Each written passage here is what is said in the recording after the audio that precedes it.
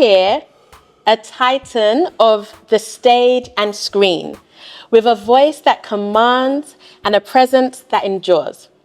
For over 4 decades, he's shaped the very fabric of Nigerian theatre and film, a master of his craft and a storyteller in every sense of the word. He's not just an actor, he's an institution. This is Tem Talks with the legendary Akin Lewis. Thank you so much for honouring me and sitting down and speaking with me today. Thank you. I'm going to ask you a few questions, okay? So, you've lived through multiple eras of Nigerian theatre. Yes. What excites you most about Dear Father? Well, Dear Father as a production or as a script? Both. Let's start with as a script. Okay, as a script, I think it brings to light the plights of fathers, fathers are the unsung heroes in the family. I think that fathers work hard a lot and, the mothers take all the credits. Really? That's what I think. Okay. So this script brings to light all of that, and we can see that even fathers can adore, can take care of their kids to whatever extent, And as for the production, you can see, look at the veterans that are on display. I mean, they're going to bring it to light so that it will shine. It will shine. That's all I can say. Oh, we're looking forward to it. We're so excited about that. And so, how do you keep your performance fresh after all of these years on stage and on TV? Well, actually, it's over 5 decades. Wow. Well, for me, people don't know. I have a doctorate, so I went through the whole gamut. Yes. Certificate, diploma, masters, and all of that. In this field, right? Yes, this field. And when you are that trained. Yes. And then, of course, I have gone around. I have been trained again under the masters, Professor showing car, body show and day, and all of them. And life itself keeps you, if you keep abreast with life, it keeps you abreast with everything because theatre is life.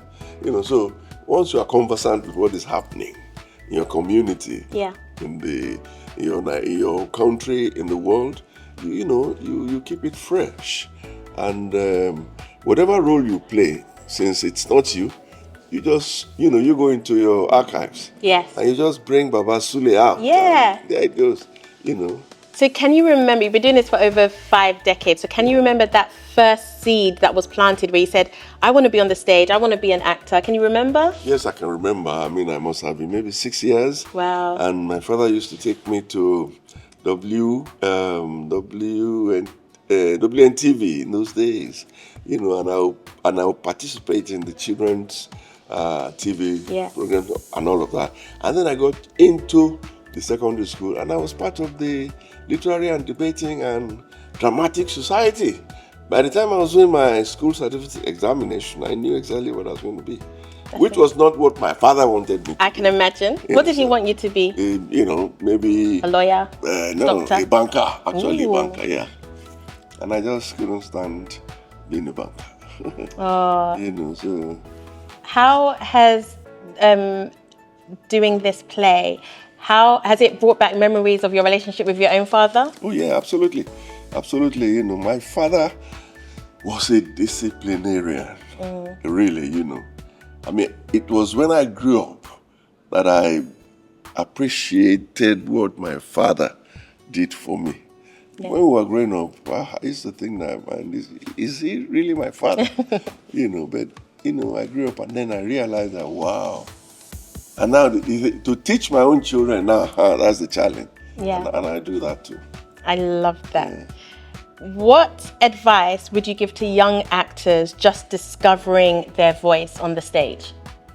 Well, 3 things I would say. Work hard. Work hard. Work hard. That's amazing. Thank you. Thank you. And I've got one more question and one task. Yeah. So the question is, what makes a great father figure on stage? What makes a great father figure on stage? I guess it's the total embodiment of the actor.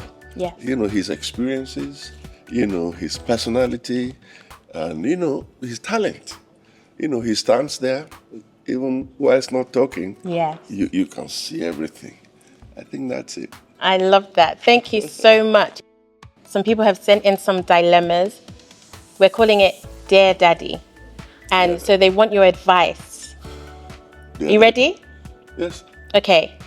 Dear Daddy, my girlfriend keeps calling her ex just a friend. So she keeps calling her ex, he's just a friend. Last week, he brought her a new phone. Should I worry or mind my own business? She should worry. Why? Keep calling. Now you're buying phones. I don't know. He should be buying her. He should be calling her, not the ex. Yeah, he should be buying her phones, changing the phones, and stuff like that. So then he wouldn't need to be worried about the ex, isn't it? Okay. Thank you. That was excellent advice.